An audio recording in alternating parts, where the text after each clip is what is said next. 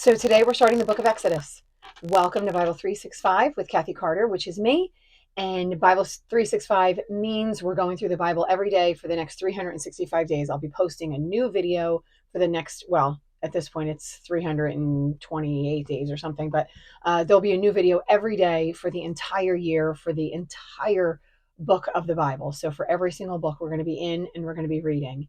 So if you have stuck with me up to this point, it's sometime in early February, and it is our, let's see, 32nd day in our reading. So we've gone a little bit over a month. We have finished two books at this point. So the book of Genesis and the book of Job.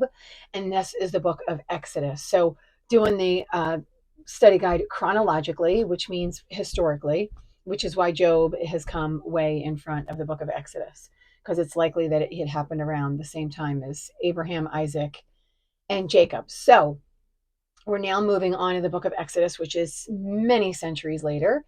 If you have never seen these videos, if you are joining me for the first time, then I would love if you would go all the way back to the beginning. If that is not really an option for you and you want to start in the book of Exodus, that's fine. I'd rather you start than not start. And so you can start with today, day one, and we'll just move from there. And then you can catch up to those others after. But those videos are available. So they are, again, Bible 365 with Kathy Carter. And you can just go back and start catching up and coming back and joining me. So, but today we're going to the book of Exodus. Now, in this area, chronologically, we're going to go, and I'm going to kind of start with us with verse 1, but we're going about 400-ish, give or take, years after the whole entire family moved with Joseph into Egypt. So let's just start here with verse 1. And again, we're starting in Exodus 1, the book of Exodus. And a lot of you know some of these stories, but I think there's some extra details in here which are really great. And I will probably go a little longer today because there's some foundational stuff that I want to build that I think will help us in the long run. So it starts out with the names of the sons of Israel, Jacob, who went to Egypt with Jacob. So remember, they're establishing Israel as a people group. God renamed Jacob Israel, right? So if we keep connection with all of the families, Jacob is the son of Isaac, who is the son of Abraham. Abraham was the one that God made a covenant with way back in Genesis. And we're going to actually taste a little bit of that later. We're going to see some of that in there. So, all right. So his family moved there. They started out with about 70 people. And then in verse 6, it says, Joseph and all his brothers, all that generation died. But the Israelites were exceedingly fruitful, which means they had a lot of kids, and they multiplied greatly, increased in numbers, and became so numerous that the land was filled with them. So at this point, we're probably thinking multiple generations where they, kids had kids had kids, and they kind of extended and expanded in huge numbers. And so what I would, I'm going to make an assumption, families were blessed with many children. And then those many children had many children. And it actually even makes me think of today so I have 3 children. And I remember we were looked at kind of weird because in my family, you didn't have 0 or 1 child. You didn't have more than 2 kids. You had 2. So like 2 people had 2 kids. Everything worked out really well. And we were the kind of the kooky ones that had an oopsie extra. So, but now in the generation that we're in now, we're actually seeing even less and less and less of that. A lot of families are only having 1 kid, and a lot of families aren't having any kids at all. So we're seeing a lot of changes. Probably at this time, they were growing and expanding at a pretty quick rate. So they were having lots of children. As we see, Jacob had 12. So there were a lot of kids there. Okay.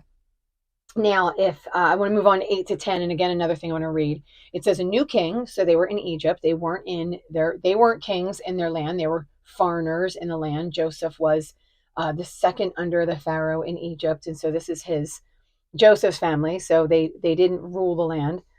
It says, then a new king to whom Joseph meant nothing came to power in Egypt. Look, he said to his people, the Israelites have become far too numerous for us. Come, we must deal shrewdly with them, or they will become even more numerous. And if war breaks out, we'll join our enemies, fight against us, and leave the country. Now, I just even want to talk about why he would think that. Like, what would make the king decide just because there were more of them that they would join with their enemies? Did they treat them poorly? Were they unhappy as a people group? We don't have any of that information. All we have is that the king got scared, and for some reason, he thought because he was scared, um, because he thought they would break out against him, he began to oppress them. So that was his response to them leaving or them joining another person or another group, excuse me, and fighting against them. They would just oppress them instead. And so they would stay in charge and they would oppress them. Makes me obviously think about so many things that we do as humans. And I remember I was overseas at one time, and there were two nations, the one that we were in and then the one right next door to them. The one that we were in was really tiny. The one next door to them was massive, probably 10 times the size of the one that we were in. And they were torn by war, and they were all coming over into the area that we were in. And the people in the area that we were in were scared because there were so many.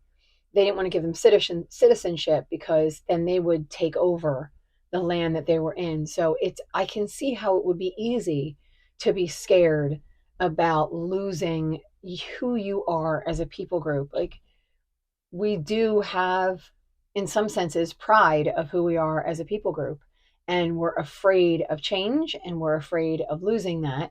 And instead of reacting and behaving in a way where we would love that people group and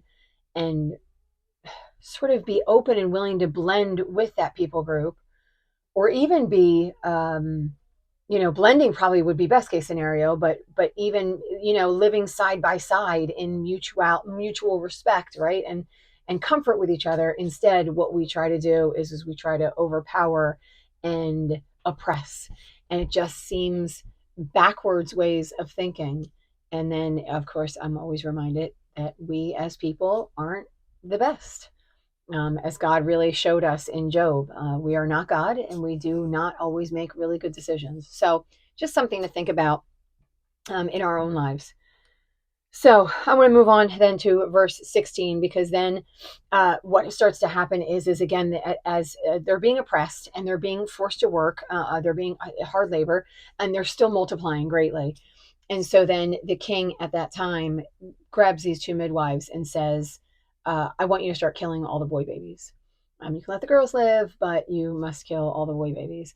And the women did not do that. They were Hebrews, and they couldn't do this against God. So in verse 16, it says, when you're helping the Hebrew women during childbirth or on the delivery stool, if you see the baby is a boy, kill him.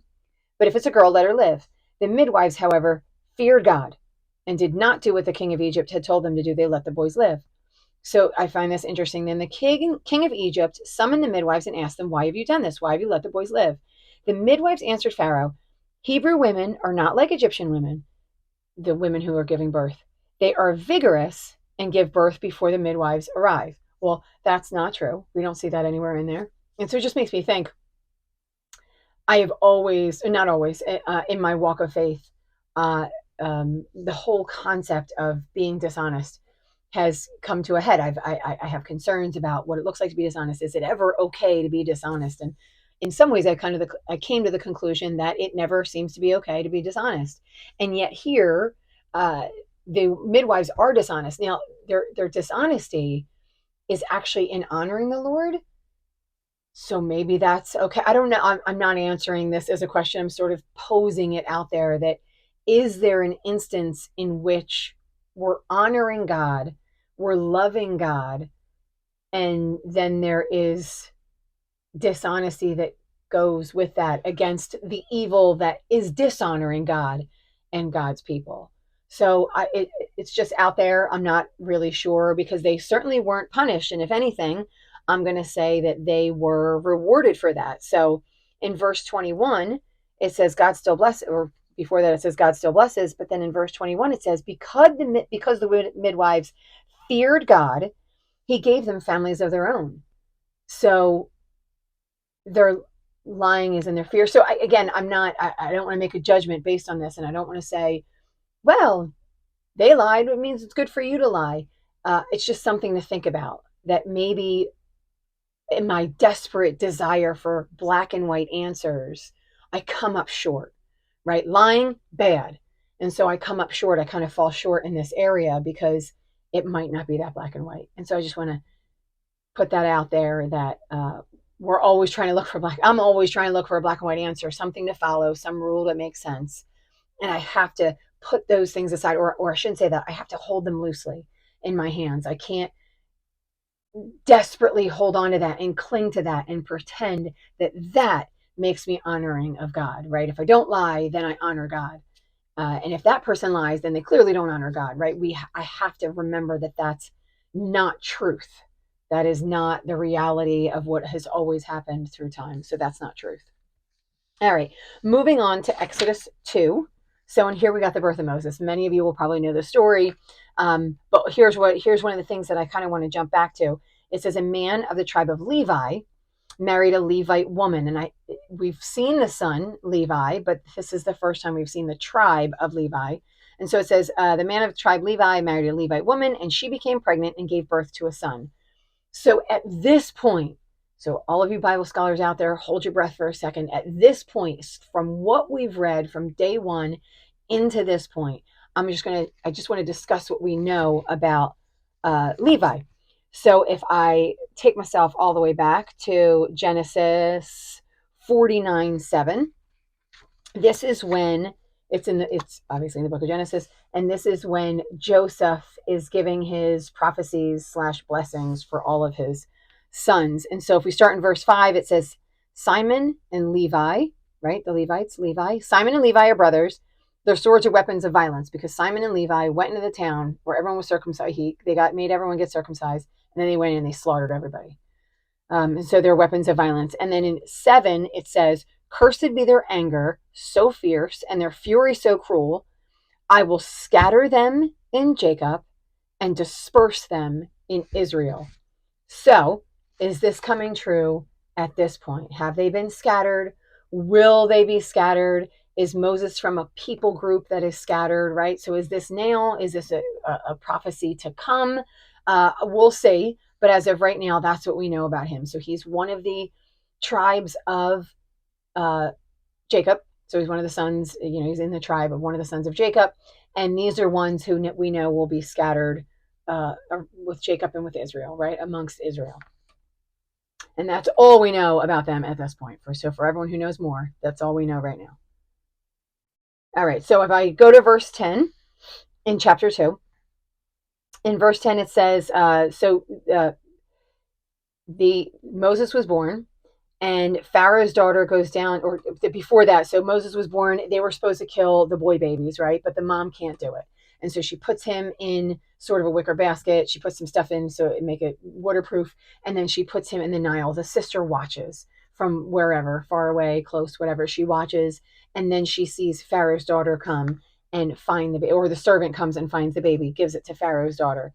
And then the sister asks Pharaoh's daughter. So the sister sort of comes out of wherever she is. Maybe she's known, maybe she's not known, but the daughter finds out she's an Israelite woman. And she says, shall I go and get one of the Hebrew women to nurse the baby for you? And then the mom says, yes, go do that. And then in verse 10, it says, when the child grew older, she took him to Pharaoh's daughter, and he became her son. She named him Moses, saying, I drew him out of the water.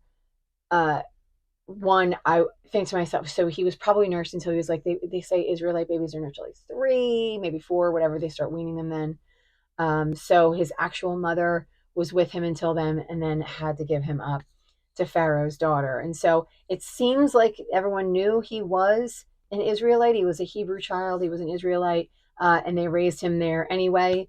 But I can imagine that would have had to have been devastating for the mother. But at least she knew he was safe, rather than the fact that he was killed because he was a son born into the house of Israel.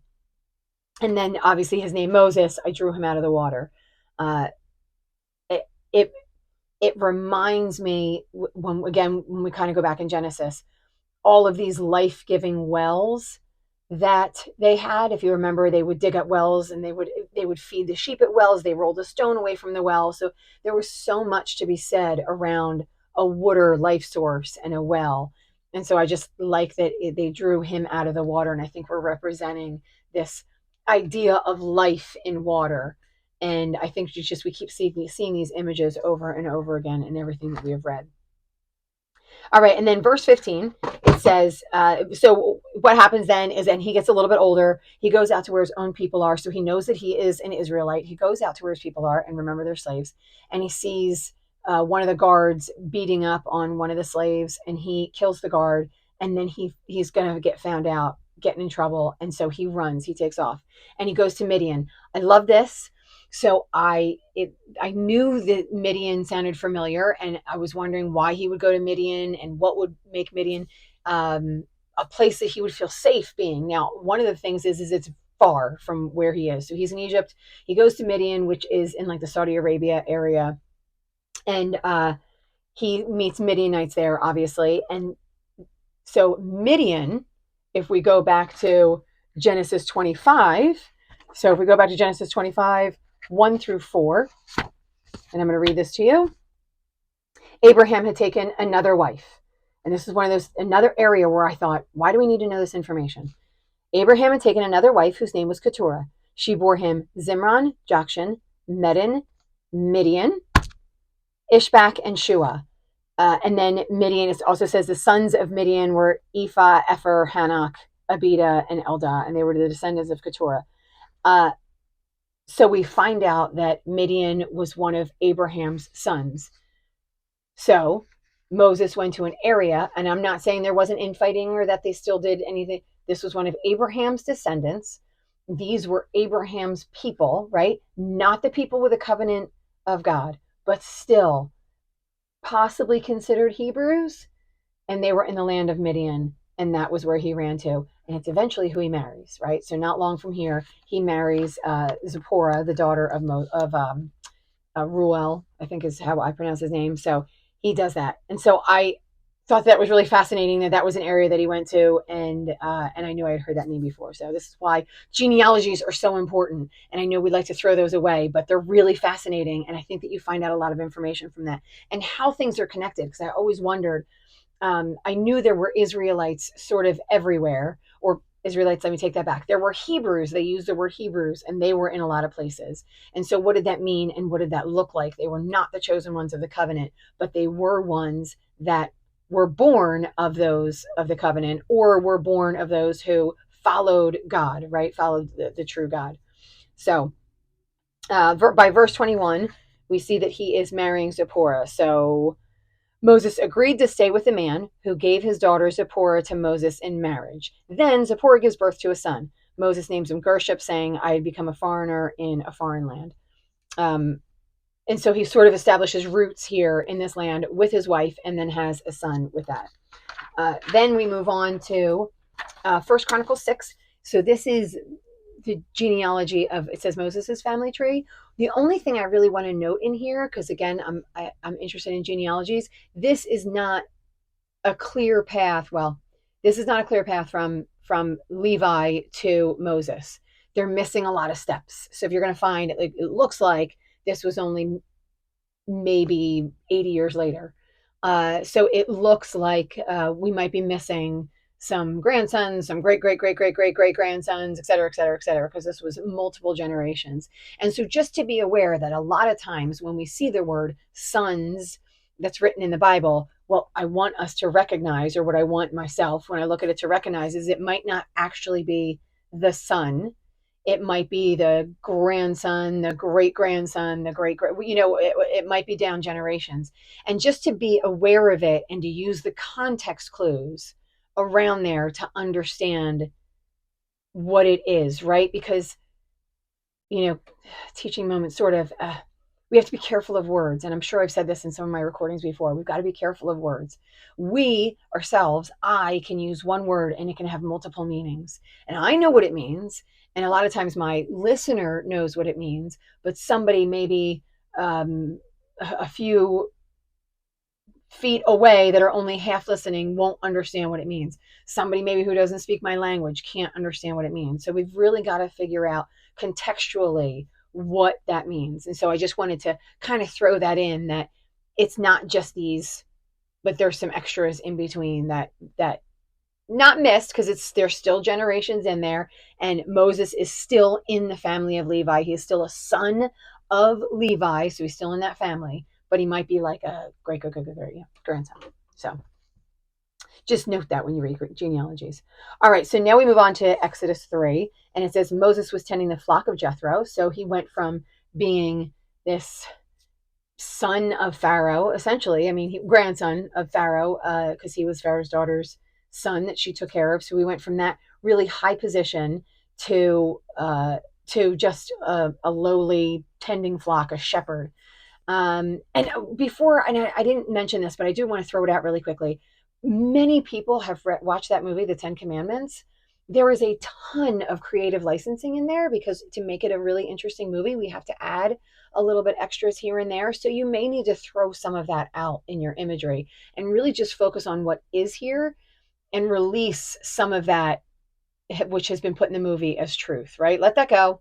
Yes, that was in the movie. Oh, when I saw the movie, it did this. That's not necessarily what's in scripture, right? So that's not necessarily the picture that God was trying to give us. That's somebody trying to fill in the blanks, which I understand, but that's we as me, as a reader, as somebody who's looking at God's word, I don't want to fill in blanks that aren't there or that only get put in there for either entertainment or to fill in the story. So just again, another little extra to be aware of. So he's tending flocks, and then he goes to Mount Sinai, Mount Horeb. In my book, it calls it Mount Horeb.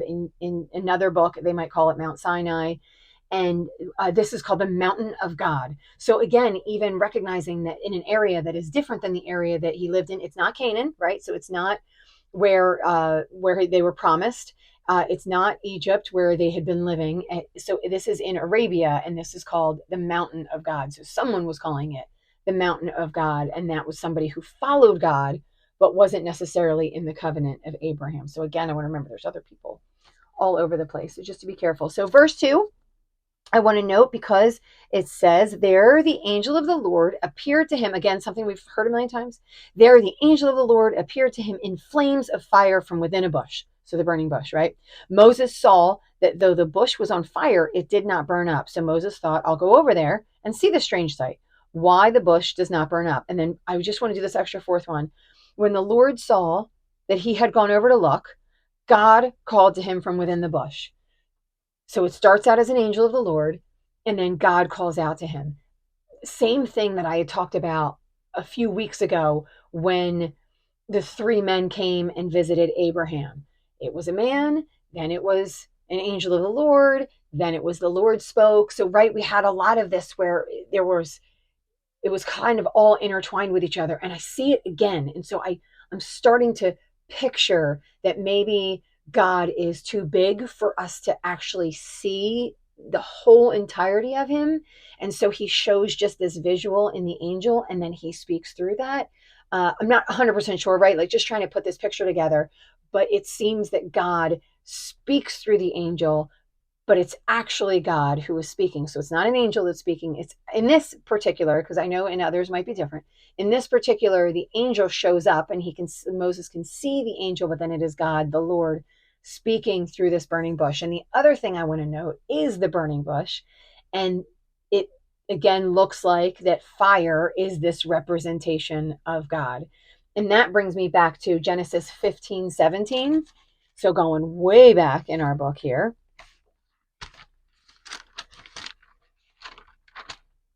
So 15:17, this is when Abraham falls asleep. So again, going back generations, this is when Abraham falls asleep and he dreams. He had started to make this covenant with God, and he dreams about God. And in 17, it says, when the sun had set and darkness had fallen, a smoking fire pot with a blazing torch appeared and passed between the two pieces. And it says, on that day, the Lord made a covenant with Abraham, and he speaks to him. So looks like fire is representing the Lord. So when we see fire, I mean, obviously not in our everyday things, but in these instances, there's this fire is a representation of God and who God is. And it's sort of like a big moment too. It's not just that, oh, good, God is there. There's a little fire going and you can move on. It's something we need to pay attention to. It's something that's drawing our attention to him. He would need our attention in that moment of when we see fire. And I'm saying that because of the big, it's a presupposition kind of thing, but I'm saying that because of how big these scenarios are in which he's shown in fire. All right, so, and then in verse 5, he says, God tells Moses, don't come any closer. Take off your sandals. The place where you're standing is holy. Just that this is important. There's reverence. It doesn't look just like any other place, right? Take off your sandals. So he's giving Moses just a little extra oomph. It's, this is a big deal that you're talking to me, that you're in my area. Don't come too close, but worship me and look, behave in a holy way, a holy, respectful way. Verse 8, I see. It says, so I have come down. This is the Lord talking. The Lord says, going back to verse 7, the Lord said, because he's talking to Moses, I have indeed seen the misery of my people in Egypt. So he's seeing Moses, and he wants to talk to Moses because he has a job for him. And he's saying, I can hear these people crying out to me. And if you'll remember, and I probably should have marked this one too, but if you'll remember, there was a prophecy that said they were going to be away for a time, and then God was going to hear them and bring them back. And so now we see that God is hearing them, and he's taking a step, right? So he's working. And he says, I have indeed seen the misery of my people in Egypt. So he sees it. I have heard them crying out because of their slave drivers, and now I'm concerned about their suffering. So he sees it, he hears it, he has concern, and now he said, I have come down to rescue them from the hand of the Egyptians and bring them up out of the land into a good and spacious land, a land flowing with milk and honey. I'm going to move on. The home of the Canaanites, Hittites, Amorites, Perizzites, Hivites, and Jebusites. I love that we saw in Job the greatness that is God. God said things like, can you tame the behemoth? Can you catch the Leviathan with a fishhook? Can you hold the stars in your hand? Can you make the clouds hold the water and rain where they will, right? There's at this point, hopefully in our journey, a recognition that God is this extraordinary being. He calls himself self-existent. He calls himself eternal, and we follow up and we call him that. There's hopefully a recognition that God is something to be reckoned with. He hears us as people. He comes down. So from wherever he is, this holding the universe together, I don't know, wherever he is, he comes down to invest himself in us, to be a part of us and who we are. So this God is sensitive to us, hears us, loves us, and responds to us, right? This picture of a loving God. And he wants to save them. Then I want to go to, he tells him what to do. So he tells Moses. So in verse 10, he says, Moses, I'm sending you to Pharaoh to bring my people the Israelites out of Egypt. First of all, he's taking them to a land, which I find really interesting, because he's taking a land, which is it's a great land. And it's a land that he promised them earlier, but there are actually people that already live there. So he's pulling them out of where they are right now, and he's taking them to a land, but it's a really good land. So God has taken, and it's a land that he had already promised to them. So he's taking them to that land. And the people that are currently in there are people that are actually against God. So he's bringing them in that place. And then in verse 10, he is sending Moses. So he wants Moses to be the one who goes and does this. So in verse 12, God said, in verse 11, Moses says, who am I that I should go? And God says, I'll be with you. So he gives Moses a job. Moses is basically like, no chance. I'm not good enough. And God says, me, remember how great I am. I'm going to be with you. And so he's giving Moses, I believe, all of his power. And then what he had to do is he had to trust him. Now, I thought was funny too, that he says, this will be the sign to you, right? He says, I'll be with you. And then to know that I'm with you, the sign to you, that's me that sent you when you've brought the people out of Egypt. So you go in and you do all the work. And then how you know that it was me is you will then come with all those people and you will worship God on this mountain. So essentially, I feel like the confirmation is going to be in the end when all the people are there, and then Moses is going to remember that this is God. right? God brought them. God promised me he was going to bring everybody up. God brought everybody up, and they are all safe and protected now. And then in verse 15, God also says to Moses, say to the Israelites, the Lord, the God of your fathers, the God of Abraham, the God of Isaac, and the God of Jacob has sent me to you. Uh, it's also the God of Moses. So this sentence seems really interesting to me, and maybe it's because they wouldn't have accepted Moses. This is speculating. Maybe it's because they wouldn't have speculated, or I'm sorry, maybe it's because they wouldn't have accepted Moses. And he says it twice. He says twice that it let them know that it's the God of your fathers.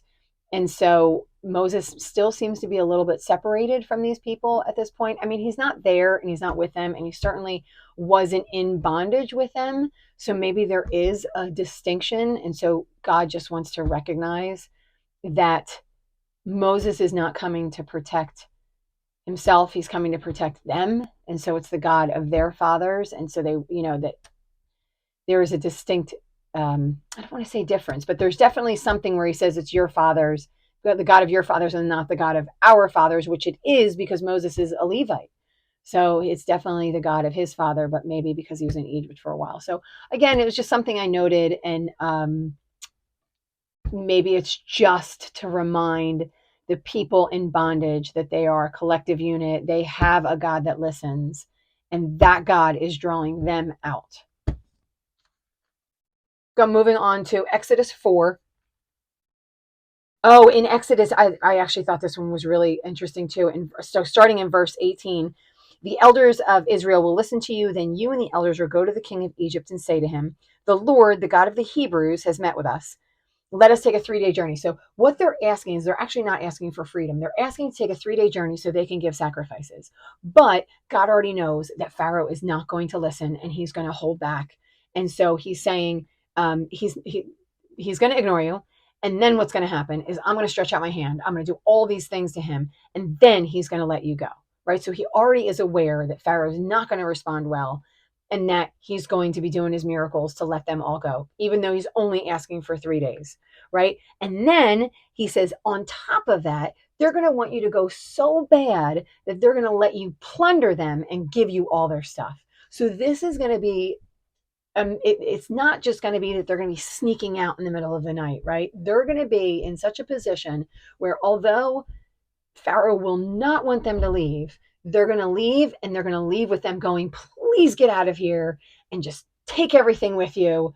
We just want you to leave, right? So there's this idea that it is a full and complete miracle that gets them completely out where maybe they're not even wanting to come back. Well, not them not wanting to come back. Maybe the people who are letting them go just we just want to give you our stuff. We get out. We want you completely out of there. And so it seems a little tough to say that you're going to plunder the Egyptians, but the Egyptians have been oppressing them for many, many years. So maybe this is just according to God. All right. So now moving on to chapter 4, and I'll be just a couple more minutes. Verse 1, it says, Moses answered, what if they don't believe or listen to me? And they say the Lord didn't appear. And then God gives him these 2 miracles, in which actually I think it might be 3 miracles. Yeah, there's 3 miracles here that he gives him. He gives him, if he's going to drop his staff, the staff becomes a snake. And then he's going to pick up the staff, the snake, and it's going to turn back into a staff. And then there's a second one where he puts his hand inside his cloak. It's leprous. He puts it inside again. It's healed. And then there's a third one where he kind of pulls water out of the Nile and then it turns to blood. I thought these were really strange. And because snakes seem to be something of, in the beginning, it was a serpent. And so it seems to be something that's not really a God thing. And then leprosy, of course, if you have leprosy, you are not part of the group. You're considered unclean.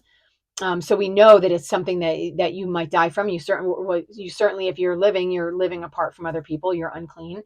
And then the blood one certainly can't be good. So I wonder if it's not about that it is bad, that it turns bad.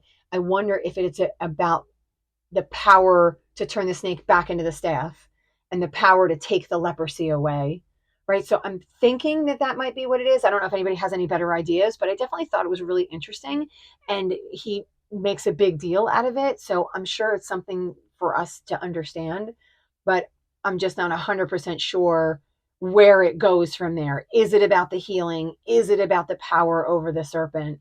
Right? Is it about the power over the water that gives life? Right? So there's certain things in there that I think it could be, but I'm certainly not 100% sure because they seem like really bad signs.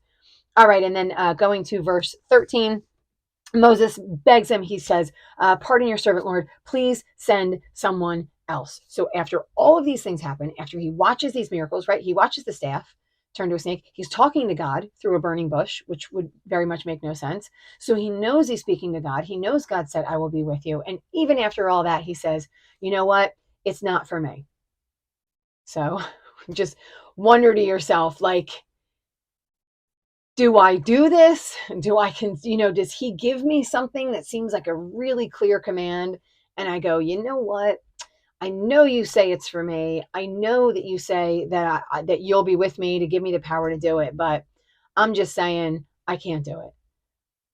What we see God do is God is angry, but he doesn't punish him. He says, fine, I'll give you your brother. I'm sure he doesn't say it like that, but he says, fine, I'll give you your brother. And he gives him the safety net, essentially, of having his brother with him. And his brother is going to speak for him, and the power is going to be through Moses. So I feel like he really is concerned about his people, and he really does want, he wants us to follow him, and he wants to give us opportunities to do that.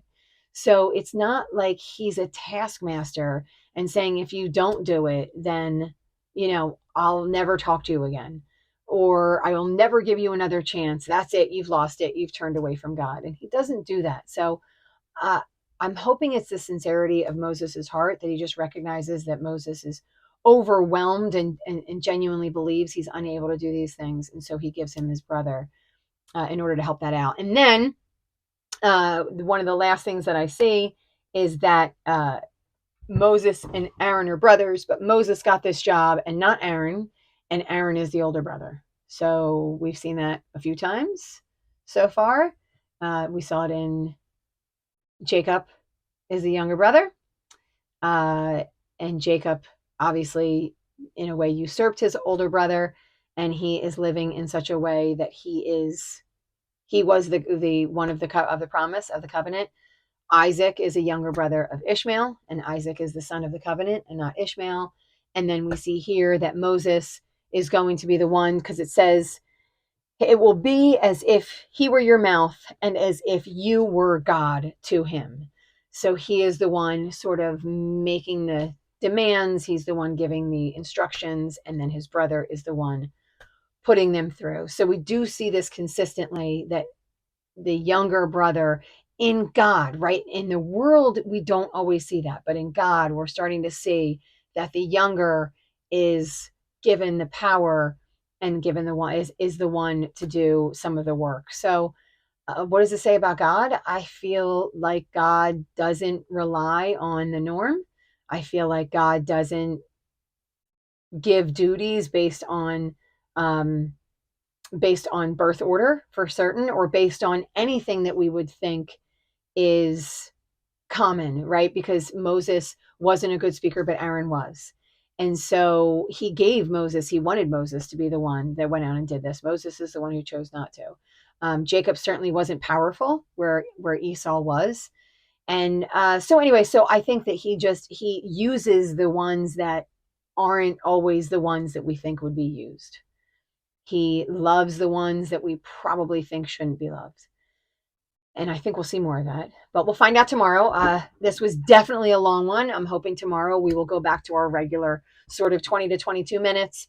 There will be not as much meat in these chapters, but we'll see. We'll see how it goes. But if this was a blessing to you, please like it, subscribe, and share it with other people. Remember, it's Bible 365 with Kathy Carter.